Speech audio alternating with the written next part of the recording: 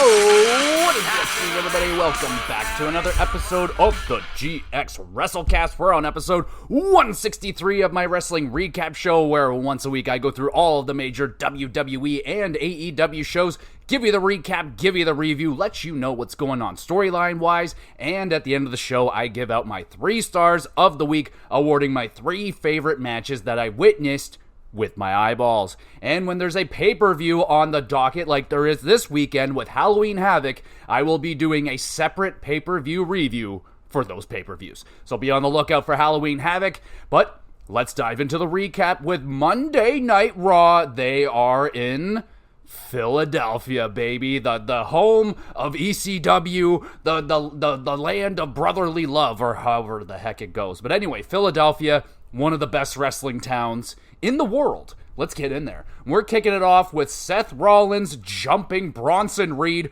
from behind backstage. Rollins beats Reed with his own luggage. That was some good shit, you know, with the wheels and everything. That's some pretty heavy-duty luggage, you know what I'm saying? Anyway, Seth goes out to the ring after getting a little whooping done. Seth tells Bronson to get his ass to the ring, and he will make him famous. Bronson charges through security, starts brawling with Rollins. Bronson hurls a security guard, wipes out all the other security guards and other people. We get a tsunami attempt, misses. Bronson crashes through the announce table. Both men get separated finally. Philadelphia is going nuts for this great opening for Monday Night Raw. So, I mean, not as electric so far, it's early, but not as electric as Strowman and Bronson Reed were when they were going at each other. But again, this is like their first little brawl here. That was pretty good. Seth, more agile than Braun Strowman, able to avoid a tsunami, and he will need to continue avoiding those things. I feel like one tsunami will break Seth Rollins in frickin' half. But a great opening right here. Thumbs up. And now we got Damage Control. They get interrupted by Liv Morgan and Raquel Rodriguez talking about beating up Nia Jax and Rhea Ripley and all that stuff. Damage Control, upset by getting interrupted, they start yelling at Morgan, who says, I don't care. Liv Morgan, I don't care. Until she does care and challenges Damage Control to a match for later. I like that. Just Liv Morgan, I love her. Just that legitimate no-care attitude. Like, very rude, but very entertaining. I like it. And we have some an announcement here. Pretty sad. I heard about this earlier in the week, but Samantha Irving, the ring announcer, is no longer with the WWE. I saw the announcement there, the tweet, and I don't know what she's going on to do after this. She has quite a lot of talent. I'm guessing maybe she's going to go to AEW and reunite with her. I believe they're married now, but Ricochet, they've been together, and why not? Maybe she can go there. They already have a pretty good crew there in terms of ring announcers in AEW. Maybe she can do something else. Regardless, good run for Samantha, but the craziest thing is Lillian freaking Garcia is back, baby. That is my girl. That's my girl right there. She was there when I first started watching, and she was there when I stopped watching and then came back, and I think she was still there. Even when I came back, she's been there forever. So, she got a good reception, good enough reception. There might be quite a lot of people that don't know who Lillian Garcia is. She's a legend. And she also immediately messes up, saying in her first announcement, her first match that she announces, she says, #1 container tournament match. And there's so many levels on why that's funny. Well, she said it wrong. Let's just get that one out of the way. It's funny. Shit happens. But even right before she said container, you can see that she was like, get it right, and she got it wrong, and it seems like that was a word she was struggling with, and she still messed it up. So, hey, Lillian, it's okay.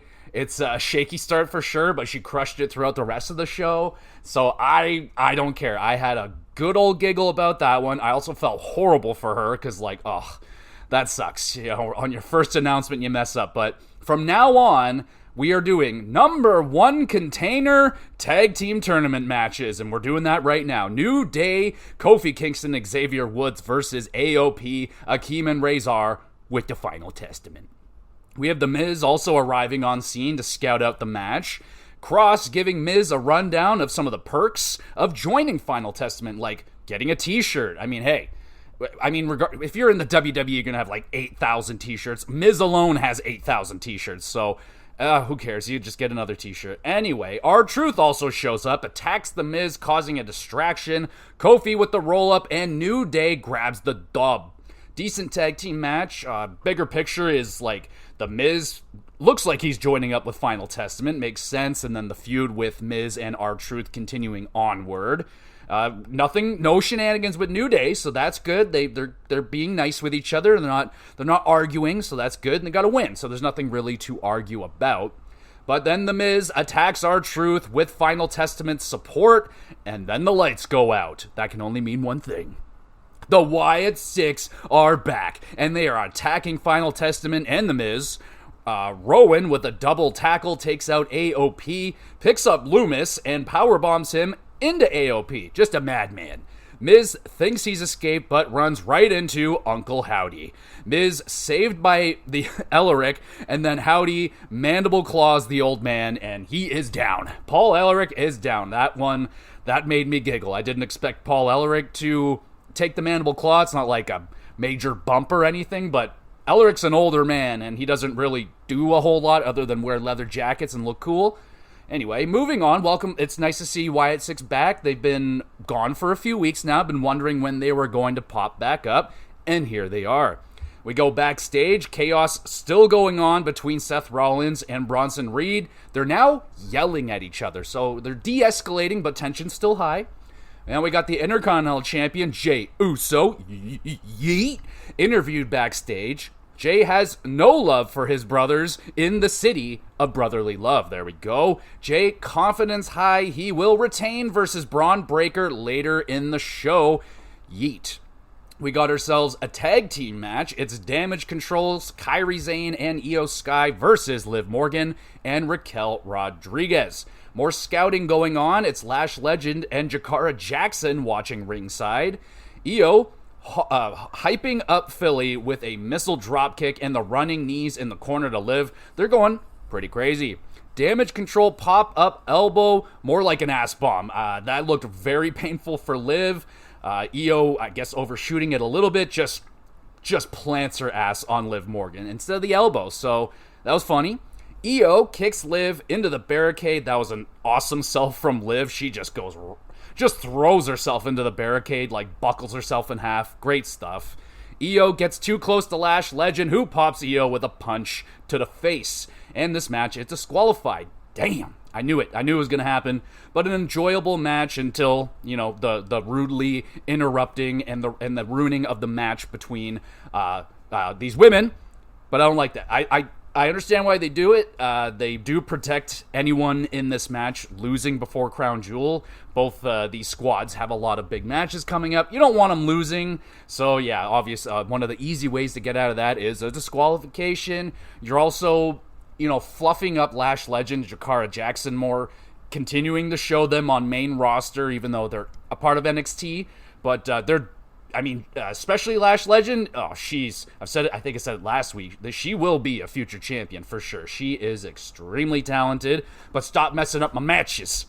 All right, so Rhea Ripley arrives, finally gets her hand on Liv Morgan, goes for the Riptide, but you guessed it, again, it's Dirty Dom with the save, but Ripley pulls Dom into the ring, locks in the Prism Lock. The crowd is losing their mind. Raquel and Liv save Dom this time, and then they cheese it out of there. Backstage in the Judgment Day clubhouse, Finn Balor is pissed. Pissed that Damian is hunting the world title and kind of forgetting about Finn Balor. He's like, what the heck? I'm not done with him yet. Rodriguez is upset with Carlito's existence, and Carlito's like, I will fix this. I will fix everything, and he will attempt that later. We got Bronson and Rollins still fighting with each other. Adam Pearce comes in hot, and he must have blew out a lung because he is screaming like a pissed off father. Seth and Bronson, he announces they will fight at Crown Jewel. So there we go. I can't see him being able to speak after that explosion. I mean, that was just awesome. Good job, Adam Pearce. Now we got a number one containers tag team tournament match. It is the Creeds, Brutus and Julius with American Made, versus Rey Mysterio and Dragon Lee with the LWO. We got the Creeds moonsaulting on Rey. Lee has to make the save. Chad causes a distraction. Selena and Ivy start fighting about it. Rey with the 619, Dragon with the splash. LWO win.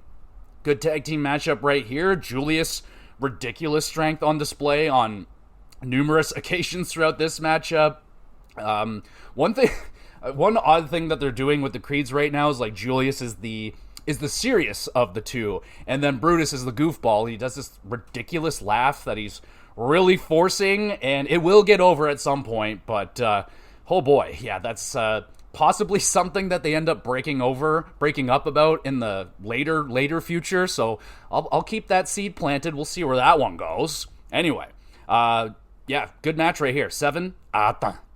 We got Carlito tells Adam Pearce to consider Dom Mysterio for a title shot against Gunther. Adam has himself a good old giggle about that and then realizes Carlito is serious. Carlito pleads to consider this. Adam says he will, and Carlito compliments Adam Pearce's hair. Adam has no hair, so that's funny. World Heavyweight Champion Gunther interviewed about Cody's invite to SmackDown.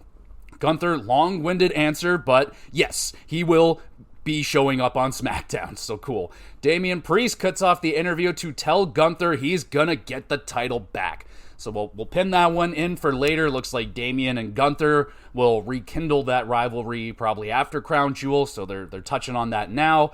It was a good rivalry. It wasn't like very, very memorable other than Gunther winning his first world title. Could be, it won't be bad. I like Damian Priest. He's fine. He's just, he's fine. Nothing wrong with him. Main event time. It is Intercontinental Championship match.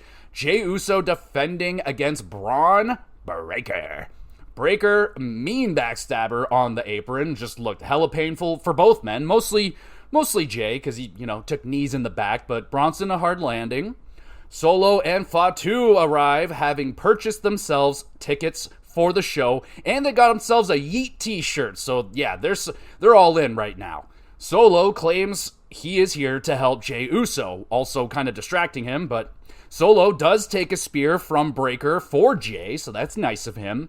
And then Fatu and Breaker have themselves a little stare down. Jey Uso dive takes them both out. Uso splash countered with the knees. Jey with the super kicks hits a spear and a splash. Breaker kicks out. Oh my goodness. The Tongans distract the referee. Adam Pearce ejects them from ringside because the ref wouldn't do it. Fatu with the super kicks. He super kicks Jey and then Samoan drops him onto the announce table. It does not break. Breaker super spear pins and Braun Breaker reclaims the Intercontinental Championship. Whoa. All right. Kind of didn't see that one coming because it was such a short run for Jey Uso. Obviously, tons of outside interference and shenanigans. Fatu attacking Jey. That's got to be a fuse that will more than likely set Jey off to rejoin or join up with Roman and Jimmy's, crusade to take down the Bloodline.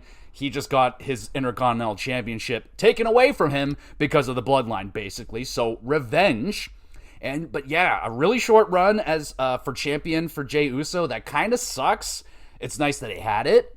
I can't really say it'd be all that memorable of a run. Like he's super over the what do you call it, the entrances through the crowd. Like he was doing that before the championship. So maybe Jey Uso doesn't need championships. He doesn't need to hold them for long because clearly he's really busy right now. He's going to be getting into something very, very big with the Bloodline and Roman Reigns and all that, so maybe it's the right idea to take the championship off him. He's, like I said, he's going to be pretty busy with Bloodline stuff, so I'm fine with Breaker getting it back. He is an outstanding champion, and yeah, but I am disappointed that it's already over for Jey. It was very, very short, but it is what it is. We've had this. This has happened numerous times, and Braun Breaker, having an outstanding year, grabs another championship. How much longer until he is in the world title picture? It can't be much longer before we start seeing him breaking through that ceiling as well. Really good main event matchup, 7.5. And that's the end of the show. Still on that 2-hour mark. I love it. For now, I think we only have one more of these, maybe two, and then goes to Netflix and they're back to 3 hours. So that's what I know. I would just keep it at 2. I like it. But a chaotic, entertaining Raw this week. Shout out to Adam Pearce, man. He has been working his ass off. Like, he's really been crushing it as Raw general manager. Honestly, one of the best general managers I've seen in a long time, like back to Teddy Long days and shit like that. Adam Pearce, you're crushing it, buddy. Great work. Lots of storyline building throughout the show. You got Seth and Bronson. That shit's getting crazy already. Miz joining Final Testament. That could be interesting. Would Miz be the leader? Like, Karrion Kross hasn't really, taken Final Testament through anything major yet. So maybe Miz is an addition that can get them a little higher up on the roster. Morgan and Rhea Ripley, red hot feud, still going strong, with now adding in Nia Jax a little bit for Crown Jewel. Wrestling pretty good, but lots of shenanigans going on to add storyline stuff. The main event fallout will be very interesting to see how Jey Uso reacts, and will Solo be angry with Fatu?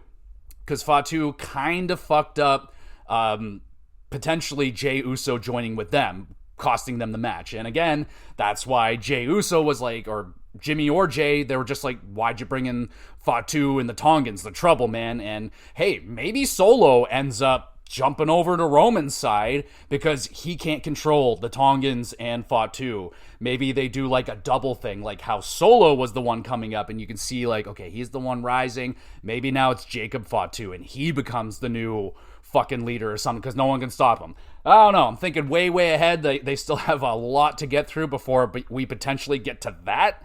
But man, this is some good shit right here. Philadelphia, a fantastic crowd as always. 7.5 out of 10 for Monday Night Raw. We'll go now to NXT, kicking it off with Damage Control, Kairi Sane, and Io Sky versus Meta-Four, Lash Legend, and Jakara Jackson. Damage Control, busy week. We got Lash carrying Damage Control, hitting their heads in between the ropes. That was rather interesting, pretty cool. I don't think I've ever seen that one before. Damage Control, nice springboard dives, taking out Meta-Four, and a pop-up elbow drop that actually featured the elbow and not ass. Near fall on that one. Io slips on the ropes, pretty smooth recovery. Everyone's okay. Lash pump kick rocks Io. Piper Niven shows up, trips up Jakara, and the match is disqualified.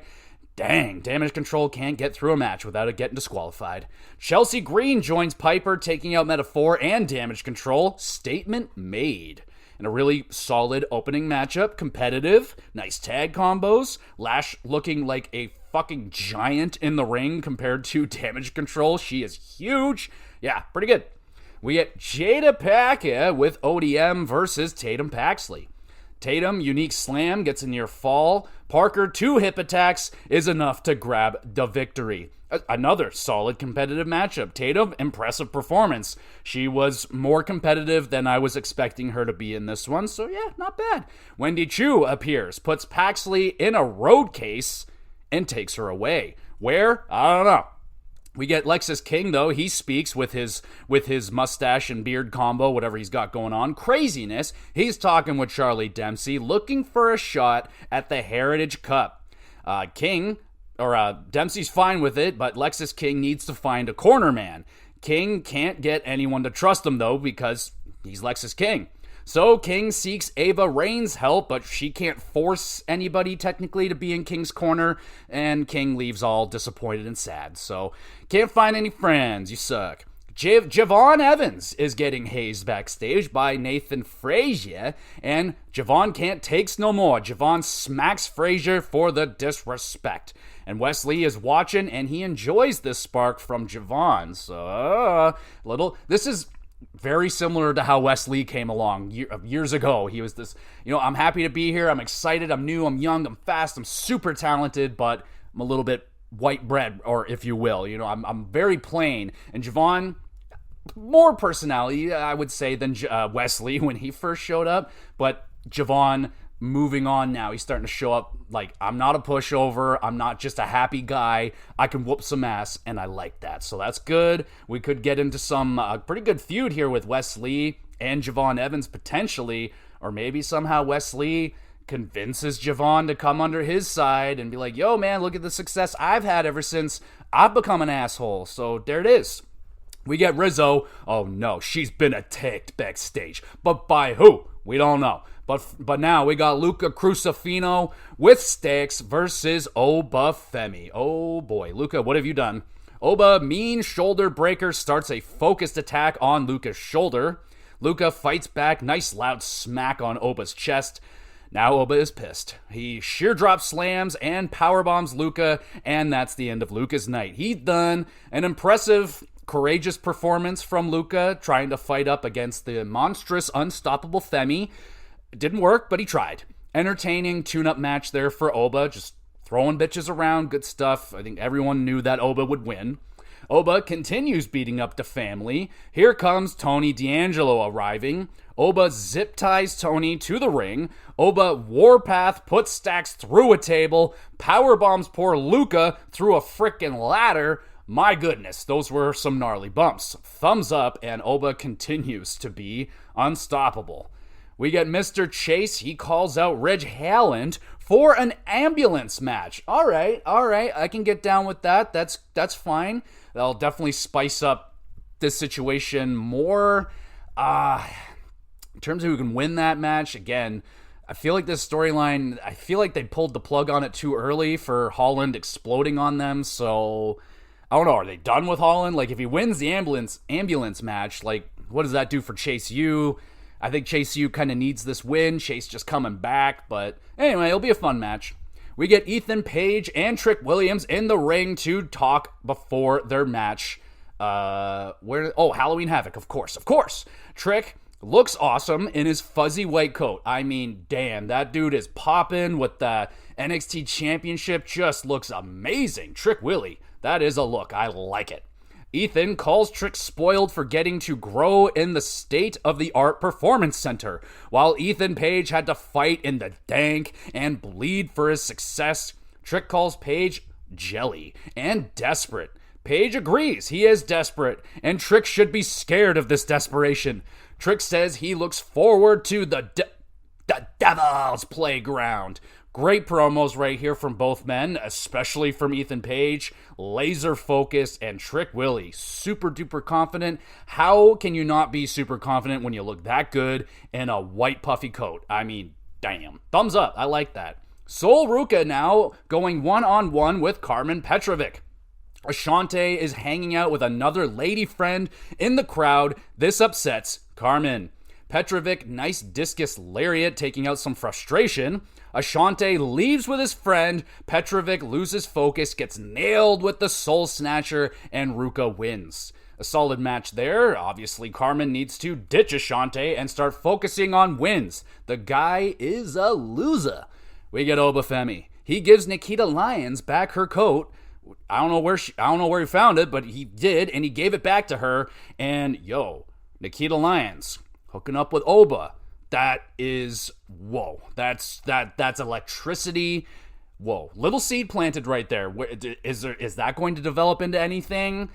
I don't think it's necessary unless, I don't know. It could be nice to have Oba Femi with a nice attractive female, but I don't know, Nikita Lyons, if she can stay healthy, her potential early on looked like she was going to be a big star, a big deal. So, she's just coming back from injury. We'll see if she can get that fire back, but definitely a very, very interesting seed planted right there. Now we got ODM, Nima, and Price with Jada Pinkett versus Hank and Tank with Cole Custer. He is a NASCAR driver. There you go. Hank, great hot tag, in and out of the ring, taking out ODM, hits a nice boss man slam, and gets a near fall. Lola Vice attacks Parker, distracting ODM and the referee. Custer hits ODM with his racing helmet, assisting Hank and Tank with the big dub. Oh, hell yeah, Custer, thanks for that. Entertaining quick tag right there. Hank was on fire, and I'm loving me some Hank and Tank. I hope they can get, past kind of just being like a quick, fired up tag team where they're not all that serious. We'll see if they can. I still think there's quite a bit of time before we see Hank and Tank become serious contenders. I just think that Tank is still fairly green and learning the ropes, if you will. Hank, on the other hand, he's been around a little bit longer. Maybe he's shepherding along this guy, because I don't know. But I don't think they're ready for it just yet. But man, there's potential there. Main event time. We got Fallon, Henley, and JC Jane with Nyx versus Stephanie Vakir, and Julia. Nyx with the shenanigans, giving a fatal... Is it Fatal Influence? Yeah, I think Fatal... I keep mixing it with Fatal Attraction and Fatal Influence. Let's go with Influence this time. Giving them the edge. Vakir gets the hot tag, taking out all the members of Fatal Influence. Henley, great top rope counter, hits a cutter. Nyx, more distractions, finally taken out by Kalani Jordan, who arrives on scene. Julia and Vakir combo knee, and the package backbreaker defeats Fatal Influence. Yeah, good main event match. Vakir and Julia, really, really good tag team chemistry. Have they been partners before? I think they said on commentary they haven't been, but there's definitely some chemistry there for them as a team, that's for sure. Henley, she is super underrated, man. Nothing but quality out of her. Great performance as always. Nyx, lots of shenanigans on the outside. 7 out of 10. We get JC. She spins the wheel, and it lands on Spinner's Choice. All right, so you pick whatever the fuck you want. You can have a JC Jane wins match, if you will. The lights go out, and Zarya finally appears. And did she ever look fucking cool? Only got a quick glimpse of her, but she's like in this white backdrop, and you can kind of just see her white ghosty face. She kind of looks like Finn Balor, like demon version a little bit, but badass little appearance right there from her. Looking very, very cool, and a good cliffhanger for NXT, and a good go-home NXT heading into Halloween Havoc. Wrestling solid throughout. A little bit heavy on the shenanigans and disqualifications, but kind of goes with go-home shows. That kind of stuff usually happens. You don't really want people winning or even losing or even winning going into pay-per-views, because then people think it's too predictable. Oh, they won before the pay-per-view, so they're going to lose at the pay-per-view. That kind of stuff. I don't know. It's all mind games. Really did enjoy Trick Willie and Ethan's segment. That was a very good interaction. Ethan Page, phenomenal on the microphone. Love the cliffhanger ending with the wheel and Zarya's arrival. So we don't know what match she's going to choose. Hopefully it's, well, what else would I want? Fire, barbed wire, or something like that. Fire barbed wire match. That'd be pretty key. But that's not NXT. So that's fine. That's okay. But I like that cliffhanger, and I like that NXT. 7 out of 10. And now we got SmackDown. They are in Brooklyn, New York, brother. And we got Randy Orton speaks with Triple H at Gorilla, but we can't hear what they say to each other. But basically, all I saw was Triple H say, go to the ring right now. So Randy goes to the ring, cuts a promo, wants to get his hands on Kevin Owens, who is still suspended. Triple H forced to come out because his music is played. And I love it because the camera pans to Triple H backstage. He's like, oh, jeez, they played my music. I have to go out. So that was funny. The H-Man says I really don't know what to call Triple H anymore, because, like, he's got so many freaking names. He's got 1,000 nicknames. Is he Triple H? Is he Hunter? Is he Paul Levesque? Like, what do we call him? I don't know. I'm going with Triple H, I guess. H-Man, though, he says he's just doing his job, and Randy can't have the match versus Kevin because he's suspended. Orton goes full conspiracy mode. Triple H reveals it's Randy that he's trying to protect from Kevin. Shocking. Randy choosing Cody over Kevin was a big betrayal in KO's mind. Triple H warns Orton that Kevin has lost it. He's lost his mind. He is not the same man anymore. Randy does make a great point, says if Triple H was in his shoes, he wouldn't let it slide either, and he would get a match with Kevin as well. And you know what? That's enough to convince the boss. It's official. Randy Orton versus Kevin Owens at Crown Jewel. Fuck yeah. Great opening segment right there, hyping up the danger of Kevin's state of mind. I like that. I am excited for this match. This could be huge for Kevin to get him back into that world title picture. I know he's in there, but he's not like a serious contender now if he's back to evil Kevin. Maybe working under Triple H's wing a little bit, back kind of like how it was before in like 2015 when he had the title. It's been so long since we had world champion Kevin, and he's phenomenal. Super underrated champion. I would love to have it back, and maybe this is the way to get him there. And it was also cool to have Orton and Triple H working off of each other in the ring again, not in a physical manner, but on the microphone. Pretty cool. Thumbs up. I like it. And now we got LA Knight. Yeah, I'm wearing his shirt right now, and it says yeah. He's doing the special guest refereeing for Game 7, they're calling it. Andrade versus Carmelo Hayes, because it's the 7th meeting, and they're tied. 2 wins apiece. That doesn't math, does it? 3 wins apiece. There we go. That's more like it. It's Andrade versus Carmelo Hayes. Andrade nails the spinning back elbow immediately, rocking Melo early. Knight won't let Andrade dive while he's counting out Melo on the outside, so Andrade just leaps over LA Knight to complete the dive. That was fun. Andrade counters Melo's counter with a perfect destroyer. That thing was nice. Knight, flustered, misses Melo's roll-up. Melo then accidentally kicks Knight right in the face. Knight loses it, BFTs Melo and Andrade. Knight cancels the Game 7. What the heck and heck. I am disappointed. And honestly, right there, LA Knight kind of coming off as the heel right here. Crowd didn't want to boo him. He does his catchphrase and everyone's okay with it, but you can tell there's definitely a disappointment in the air. We'll see if that develops. Maybe LA Knight returning back to his heel roots. That would be pretty cool. I think he is a natural heel, but he's just so damn cool. We all love him. Backstage, Nick Aldis is not impressed with LA Knight, yeah. He announces a triple threat match for the United States Championship at Crown Jewel. It's LA Knight, yeah, versus Melo versus Andrade. Hell yeah, man, I'm down for that. That's going to be a fun match. Though we've seen it before, but why not one more time? We get Naomi versus Candice LeRae with Indy Hartwell up next. Indy causing distractions. This summons Bayley. Distractions allow Naomi to roll up Candice for the dub. A fine match there. Candice, again, doing better than expected in this matchup. Is she getting like a kind of a sneaky push right here out of injury? I don't know if Tiffy's actually injured and can't wrestle, and that's why Candice is here, but hey, she's doing all right. Not bad. We get Cody Rhodes. Big ol' entrance, asking Brooklyn what they want to talk about, but Gunther interrupts, wanting to talk about Crown Jewel. And that championship, that big old championship that's there in the ring with them as well. It's massive. It seems to be getting bigger every week. Gunther wants to leave family out of this, calls Cody out for being dramatic and making things more dramatic than they need to be. Cody, with a big dramatic response, calling Gunther a dummy. Gunther, fired up response. Cody, even more fired up, throws the first punch. Here we go. Kaiser arrives to assist Gunther, and they beat up on Cody. Orton arrives to back up Cody, and yeah, another really good meeting between both of the brand's champions.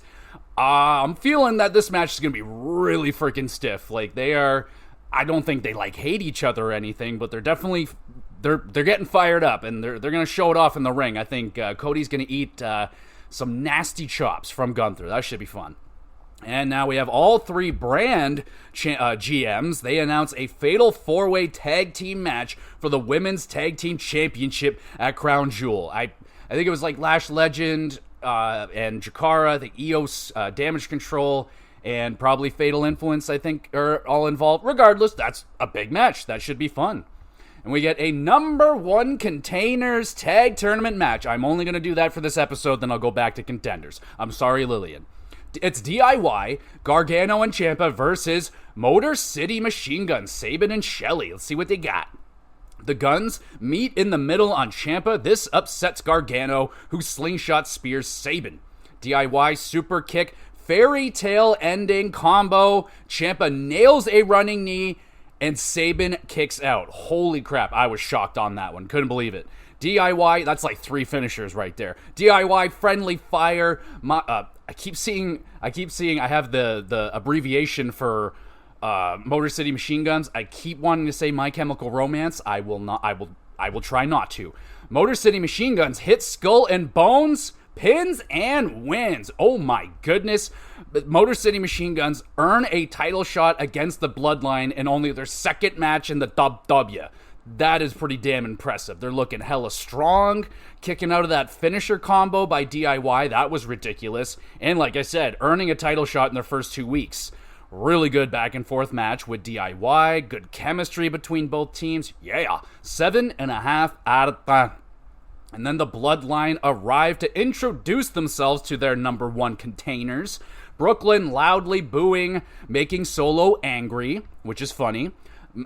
Not My Chemical Romance. Damn, man, that's hard. Okay, Motor City Machine Guns introduce themselves to Bloodline, say they are ready to take the titles from them right now. Solo says, now is fine. Aldis comes out, says, whenever, whatever, however, let's fucking do this. We're doing it. WWE Tag Team Championships on the line. Tonga Loa, Tama Tonga defending with the Bloodline against the Motor City Machine Guns, Sabin and Shelley, who just had a match 7 minutes ago. Solo attacked from behind by, it's Jimmy Uso. Bloodline gang up on Jimmy. This summons the OTC Roman Reigns. Brawl goes all the way to the backstage. Referee gets taken out. The Tongans grab some chairs. Tongans get taken out by a mysterious ninja-like guy. It's Jey Uso. Yeet. Cody, nope, not Cody. Crowd is going banana. I imagine Cody's going banana too back there. Why not? Motor City Machine Guns, Skull and Bones connects, pins, and new WWE, sound like a man, new WWE Tag Team Champions. It's Motor City Machine Guns, and I am so happy. That was awesome. That is so awesome for Shelley and Sabin. An immensely deserving team, man. Like, you know, there's usually that stigma of when people come from other organizations, like when all the WCW guys came over, they were just going to get poo-pooed on and not treated very right or given opportunities. Really nice to see that guys like fucking Sabin and Shelley, who have been unreal for like 20 plus years now. I've been watching them since 2006. They've both been one of my favorites in TNA ever since I first saw them. They weren't even a tag team when I first saw them. They were fighting it out in the X division. But God, so good to see these guys getting that championship already. I hope it's not just a short appearance here and not a short run as champions either. But thumbs up. That's awesome. Effective shenanigans throughout the match actually were pretty good. Provided big pops from the crowd with the Usos and Roman showing up. A huge surprise win and a really entertaining main event match. That's what you got right there with that formula. Motor City Machine Guns get the fireworks celebration on top of that. I'm a happy man. We get Jey Uso. He's still in the ring. Jimmy returns to the ring. The brothers, they embrace. They hug. The crowd again goes banana. And hooray. The bros are back together, which means Usos are back with Roman again. Well, Roman was just standing there, so he wasn't involved in the hug. But he saw the hug, and I think he's down with that, so that's cool. And that's the end of the show. Really enjoyable SmackDown, especially for me, with the big moment for Motor City Machine Guns. Really good segments from Orton, Gunther, Cody, and I guess Triple H. Why not? We'll throw him in there. Game 7 match was disappointing, but it did set up a bigger match for Crown Jewel, so that's pretty key. We got that. Potential, I'll keep my eyes out for an LA Knight heel turn. I don't know how they can pull that off with Andrade and Mello. Like, they're all kind of heel-y, but we'll see if that potentially happens. We'll see. I doubt it, but maybe. And the wrestling, really solid throughout. Great Brooklyn crowd. They were energetic. 7.5. And now we go to the land of AEW. They are in Salt Lake City, Utah for Dynamite. And we got Moxley video promo in a gorgeous location. I'm guessing in Utah. In the middle of fucking nowhere in Utah. Moxley with his usual riddle-filled promo talking about the greater good and stuff like that. So, yeah. We get Tony Schiavone. He brings out Hangman Adam Page to discuss the feud with Bullet Club.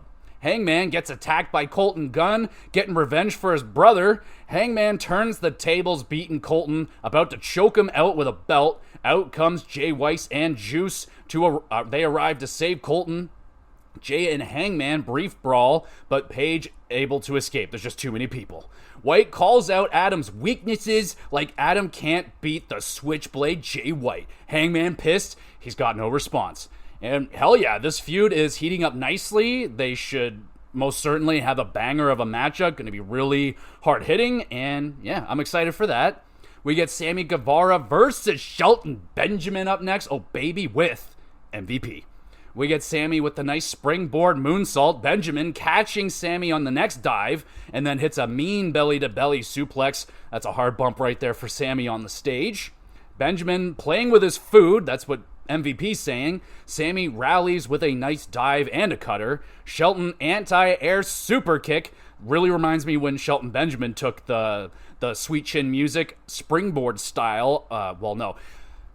Shelton Benjamin did a springboard into the Sweet Chin Music, and it was awesome. Shelton basically did that to Sammy this time.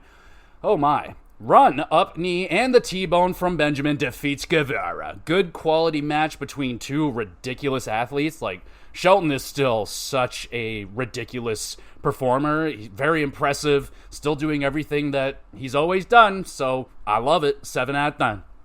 We get Anna Jay defeated Mariah May at Battle of the Belts. I didn't watch it because the title wasn't on the line, but again, so that's what upset me. I mean, you're having Battle of the Belts with no belts on the line. Great job. And it doesn't matter. So Anna Jay gets a title shot now. May is interviewed about this. She is clearly pissed off.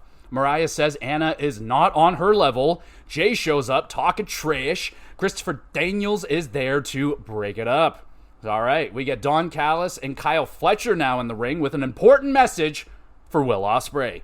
Kyle reveals Will has a herniated disc. Not good. Kyle not happy, always being compared to Ospreay. Fletcher says he is better than Ospreay in every single way. All right, then. We get the crowd chanting, "Wrap it up." Kyle calling Ospreay a selfish wannabe Kenny Omega. Crowd chanting, "Shut the fuck up." They're getting angrier. Callis hands Will buzz clippers. Fletcher then proceeds to shave off his hair, screaming, "I am nothing like you." No, Kyle, your beautiful hair. How could you? Oh, that sucks. I mean, that's some nice hair that he just lost right there. It'll grow back. It's fine. But really good promo there, I thought, from Kyle. Took his time, drawing out the heat from the crowd, bad-mouthing all of their favorite wrestling heroes, Omega and Ospreay. So, yeah, pretty good. The crowd they were giving it to him, but he battled through it, and I thought it was a good promo from Fletcher right there. Thumbs up. We'll see he fucked his hair up real bad. He didn't shave it good at all. I'll tell you that. It looked awful. So he'll clean that up, and we get Ricochet. He is greeted again by MVP and Shelton Benjamin. MVP wants to have a fresh start, compliments Ricochet's outfit. Good start. Join Ricochet. Just do it, man. I think that would be a good... I mean, Ricochet has shown already that he's a good enough talker. Good enough. I mean, when he goes off the cuff, he can definitely get lost a little bit there, but he's definitely been more aggressive and shown a lot more attitude in AEW than he did in WWE, but MVP is just the best, and I want him to create a faction like he did with the Hurt Business and do that in AEW, but don't let it just die out randomly for no reason. So, yeah. We already got Benjamin, so we got one member. Just get some out. We get Brian Cage and Lance Archer versus two large men with fuzzy boots. I did not get their names. Lance and Brian choke bomb combo wins in a squash match.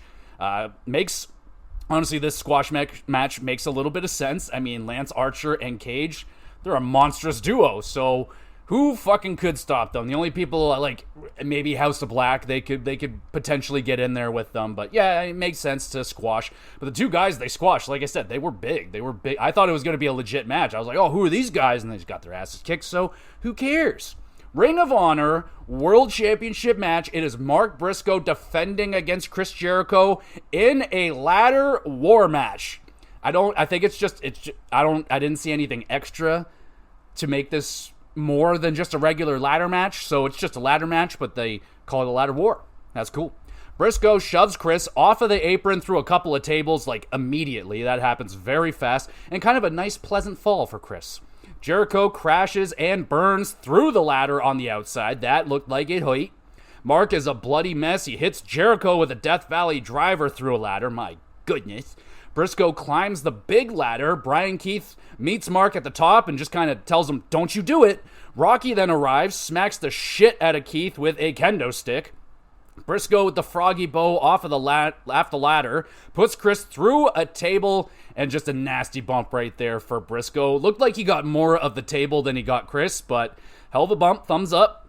We get the J Driller on Jericho. Briscoe climbs the ladder, and then Big Bill grabs Briscoe, choke slams him out of the ring through 2 freaking tables. That was sick. Thumbs up.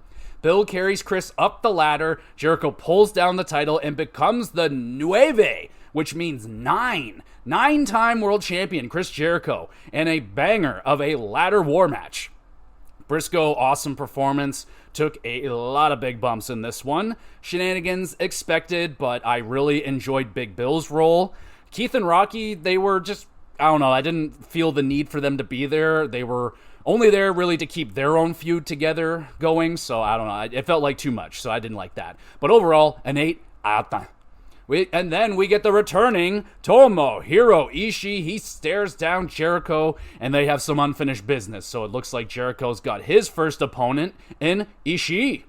And now it is story time with Adam Cole, baby. But no, it isn't, because it's Undisputed Kingdom interrupting to tell Adam how proud they are of him. And Undisputed Kingdom will be there for Cole to fight MJF. Whoa, okay, I didn't see that coming. Roddy wants MJF first, though. Up. Max appears on screen, getting a massage from a lovely lady.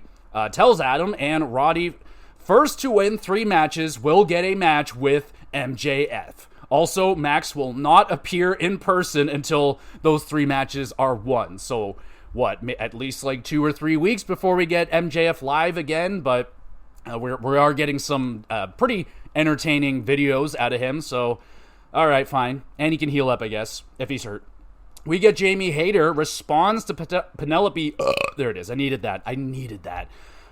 Jamie Hayter responds to Penelope Ford's trash talk. Jamie disrespected, wasn't handed everything, and she worked hard to get where she is. Hayter then challenges Ford to a match. Alright, simple stuff here. We get a trios match. It's House of Black, Buddy, Malachi, and Brody. It's a squash match versus 3 Poor Souls. House of Black call out Adam Cole and Undisputed Kingdom. Adam backstage goes to address this immediately. Goes to Buddy. He's like, what's the deal, bro? Buddy tells Adam he is fragile or fragile, if anyone gets that. Then walks off. The mind games have begun. And a House of Black, Adam Cole, even though Adam Cole's kind of busy with... Who's he busy with? Is he busy with... Well, he's got MJF. Well, MJF won't be here. So in the meantime, they'll have House of Black. That's cool. We get Camille with Monet versus Queen Aminata. Queen hits the running kick, gets a near fall on Camille for the first time in AEW. Monet almost fainting on the outside. That was hilarious. Camille torture rack bomb. Queen able to kick out of that. Camille finishes Queen with a unique move for the W. Really have no idea what the hell she did there. Really good, she just slammed her head. Really good effort from Queen, giving Camille her biggest competition to date. Camille shows she can do more than just squash people. You know, some selling in there, some shows she has a relative gas tank. Yeah, good match. 7 out of 10. We get Statlander, arrives, gets in Camille's face about it. Monet with the sneak attack, it does nothing. Camille's attack does more, taking out Statlander, and the bad lady standing tall, even though Statlander is also a bad lady. We get Christian. Speaking of bad ladies, Christian arrives with the patriarchy. Kip creeping on them in the parking lot, gets chased to the ring. Hook says he's gonna whoop ass, goes to the ring, attacks patriarchy. Kip low blows Hook, siding with the patriarchy. Oh my goodness. Cage plants Hook with a unprettier and tells Hook it's not how it seems, and then leaves.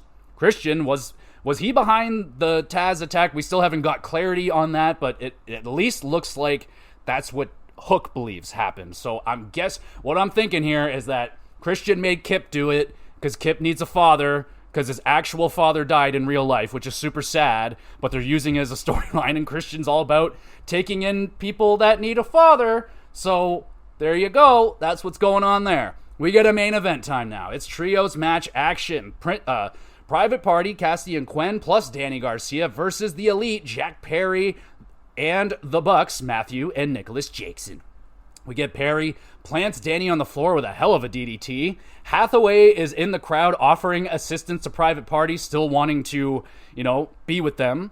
Matthew pulls Garcia off of the apron, preventing the hot tag, and that was so perfectly timed. I didn't even see him back there. He got me. Garcia slammed through the timekeeper's table by Perry. Elite super kick party, poison, Rana combo. Cassidy kicks out of that. Bucks awesome stomp slingshot into a powerbomb. Fucking love that move. Quen makes the save there. Cassidy counters with the roll-up, pins Matthew for a massive win. Really good main event match right there. Private Party and Garcia, super fired up effort. Bucks, great tag offense. God, that slingshot powerbomb, especially the one they pulled off in this match, so clean, so 7.5 out there. Private Party offer the Bucks a deal they cannot refuse. Private Party, one final shot at the tag titles. If they lose, Private Party breaks up forever. Bucks accept the deal. Blackpool Combat Club arrive to the arena. It's a diversion. Blackpool attack Private Party and Garcia from behind. Moxley arrives on scene, grabs Chuck Taylor, who is apparently working as a producer now, puts his neck in a chair. Claudio then stomps Chuck's neck. Orange Cassidy arriving too late to make the save is absolutely devastated. He is beside himself. Doctors arriving to help out Chucky T as the show ends on a low note.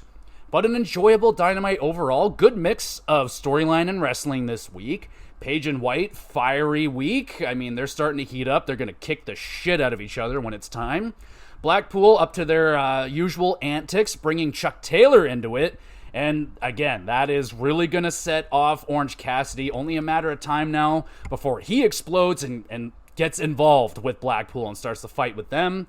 Ladder War was fucking awesome. Should have been the main event match, but, they got the Private Party thing going on with the Elite, so yeah.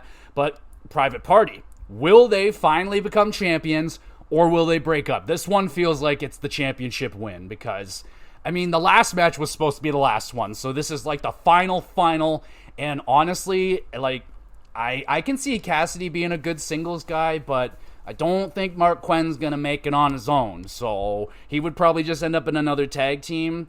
And honestly, that's what ends up happening in AEW anyway. Everyone's in a tag team or a squad anyway, and 75% of the matches are tag team matches, so everyone's in a fucking tag team. So what's the point of breaking up one of your legit original tag teams? I don't want it. I don't want that. So keep Private Party. Give them the fucking championships. They've been unreal. Let them have it. That's what I think. 7.5 out of 10 for Dynamite. And now we got Collision. No time for Rampage this week, folks. We got Bound for Glory. TNA's big WrestleMania pay-per-view is going on. I've been watching a little bit of that. Hopefully I can finish that one out. And there's Halloween Havoc as well. So I'm skipping Rampage this week. And let's get into Collision. That is in Cedar Rapids, Iowa. Does anyone even over there in Iowa? Anyway, we got exclusive footage from after Dynamite going off of air this week. Orange Cassidy shoves Danny Garcia, very upset about the attack that just went down on Chuck Taylor. Cassidy says he will take care of it. So that's basically, there you go. Orange Cassidy is going to deal with Jon Moxley and his group.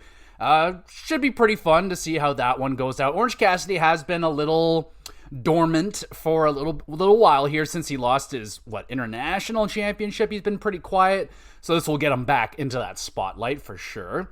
And now we start the show with Jay White with Juice Robinson versus Shane Taylor with Moriarty. White draped over the apron, Taylor with a big old leg drop right there. White suplexes Shane and a Uranagi, gets a near fall. Shane Taylor is maybe twice the size of Jay White, so impressive strength from Jay White. Jay is then folded backwards after a mean running knee strike. That was a great sell. White recovers, hits the Blade Runner for the victory. Really solid opening matchup.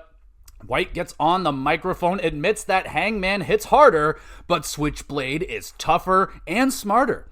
Jay challenges Hangman to a match at Full Gear. All right, we're going to have to wait a little bit for that one, but should be good. And more time for them to hate each other before they fight each other, so that's good. And that's been good. So we got Ricochet. He has an interview cut off by Leo Rush, or Rush. Yeah, he's Rush. The other guy's Rush. We get Rush looking to make a name for himself with a win over Ricochet tonight. Well, we'll see about that one. We get Kyle Fletcher sporting the new haircut. I must say, he looks good. I miss his lovely blonde locks, but he looks good shorting the bald look. It looks good.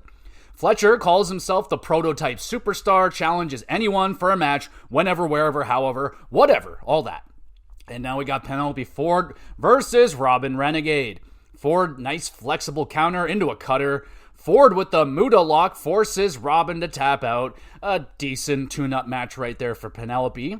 Hayter appears on screen, calls out Penelope for a match on Dynamite. So that's pretty cool. I admittedly forgot about Penelope Ford. She was gone for like 2 years from injury. When she came back, I was like, I don't know who the fuck you are. And now she's back. I'm like, yeah, she's fine. And now we get a funny Outrunners FTR like pump up promo before their match. Always good times. And it's the Outrunners, Turbo Floyd, and Truth Magnum versus MXM Collection, Madden and Mansoor. I'm a little bit excited. We get a pose down between Mansoor and Truth, crowd booing MXM, and they're going nuts for the Outrunners. That's great. MXM's sidekick spinebuster combo gets a near fall. Runners hit the scoop slam spree and the double elbows. Madden big boss man slam and a counter neckbreaker power bomb with Mansoor gets a near fall. Runners nail the total recall. Their finisher pins MXM for another big win. Highly entertaining match. I love the goofy seriousness of MXM. Like, they take everything seriously, but they're like saying touching tips and just awesome. Fucking love these guys. And the Outrunners, love them too. Brilliant pairing, mixing them up with MXM. I love it. Let's keep it going, please. Don't let this just be a one and done. 7.5 out of 10. Highly, highly entertaining. We get Nigel McGuinness sitting uncomfortably close to Wheeler Yuta, interrogating Mr. Yuta about the attack on Danielson. Yuta says he did it for the greater good. Now he's speaking in fucking riddles. Nigel says Blackpool Combat Club have crossed the line. Yuta claims they have to do this. All right. We get Ricochet versus Lio Rush up next. Ricochet drops Lio with a knee, starts talking some trash, and it's Lio playing possum, nails a dive on Ricochet. Rush springboards into a lovely Blue Thunder bomb. Counter by Ricochet. That was sweet. So smooth. Just good shit. Lio is flustered. He grabs a chair, only for Ricochet to kick it into Rush's face. Ricochet hits his version of the something. I lost my notes. Where'd they go? He hits his version of the Hidden Blade for the W. That was a damn fine match right there. Stiffness was on point, like a bit more stiff than I was expecting and less high-flying than I was expecting, but very fast. Everything was fast, so yeah, 7.5 out of 10. Good stuff. We get Undisputed Kingdom gift Mortos candy to help them out. Bennett shows up. He's wearing a bull mask, starts speaking bull to Mortos, who now understands everything that Undisputed Kingdom wants, and that was some funny shit right there. Like, Yeah, you can't write it. Well, apparently you can write it. We got Anna Jay versus Viva Van up next. Van with a nice back fist drops Anna for the near fall. Jay hits the Widow's Peak and grabs the dub over Van. A really solid competitive matchup right there. I thought it was going to be another kind of like tune-up match. No, it's a pretty legitimate match. Viva Van not getting squashed. And a pretty good test for Anna to prepare her before her title match against Mariah May. And now it is main event time. It's FTR, Cash and Dax versus Roosh, Andra Listico, and Jake the Snake Roberts is standing on ringside. We get a nice crucifix bomb by Dralistico. FTR hit the Shatter Machine on Dralistico and grab the W. The usual FTR match, man. It's the same freaking... I can't... It's getting really hard for me to watch FTR, man. Like, I yawned probably 8,000 times watching this. It's so boring. It's so predictable. They do the exact same thing every freaking time. The same formula. The same time frame. It's always too long. It's too... Yuck. I'm not a fan of FTR, man. I don't have it in me anymore to watch them. They're just so damn boring. Thankfully, the Outrunners arrive to wake me up, make saves on their buddies, FTR. And that's the end of the show. A solid show, solid wrestling, solid storyline segments, a couple anyway. Still, my favorite part of anything AEW that's not Dynamite is MXM and the Outrunners, man. That's my favorite part. Really, the only thing keeping me watching Collision and everything else outside of Dynamite is like the emergence of MXM and the Outrunners have been great. The rest, it's a hit and miss show. Sometimes they have really good collisions. Sometimes they're complete duds and super boring. This one a little bit in the middle there. I'll hit it with like a 6 out of 10, a solid enough collision. Let's finish it off with the 3 stars of the week. I want to shout out MXM Collection versus the Outrunners for being the most entertaining thing. Outside of all the big names in AEW, they have been spectacular. The rise of the Outrunners in this over-the-top 80s gimmick has been excellent. Very happy to see them getting over now.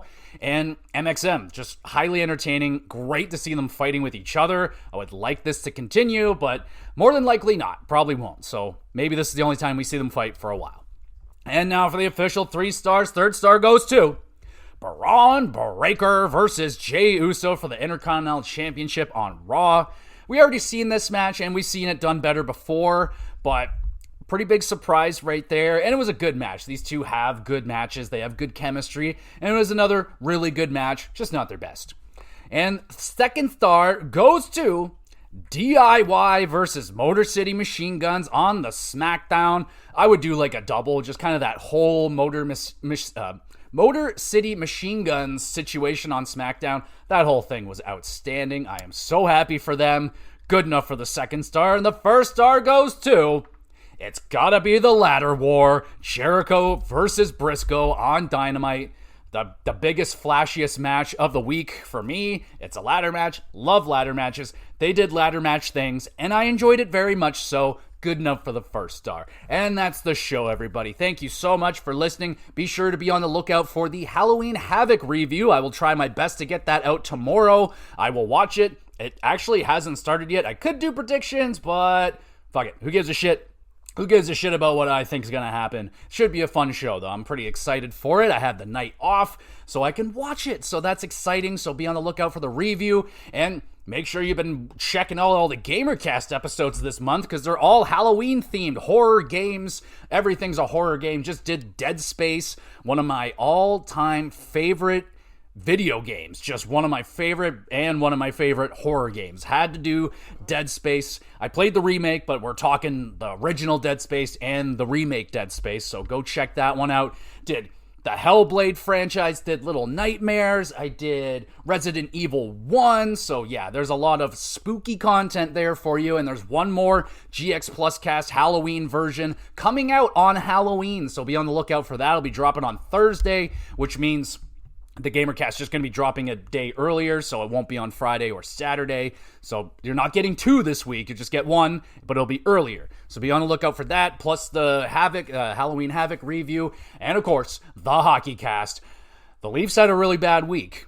We're going to have to talk about that and see if it could get better or is it going to get worse. So that's definitely going to be on the docket, along with a lot of other NHL news. Be on the lookout for that, hoping that comes out on Wednesday. And outside of that, you should be good. There is a Twitter page you can go follow along with. All the descriptions or all the links are in the description. You can follow along on Twitter. I put up announcements as best as I can. I upload all of these episodes to the YouTube channel, Gamer GX Videos. Go over there, subscribe. Great place. Drop a comment on one of the videos you want a question answered live on the podcast. Any question about wrestling, video games, hockey, I would love to answer it. Outside of that, I am no expert, but I will try. And there is an email address that I cannot get into, but when I can get into it, we can have a private conversation if you would like. My door is open for everyone and anyone. So there you go, everybody. Be on the lookout for more episodes and stick around with the GX Plus Cast.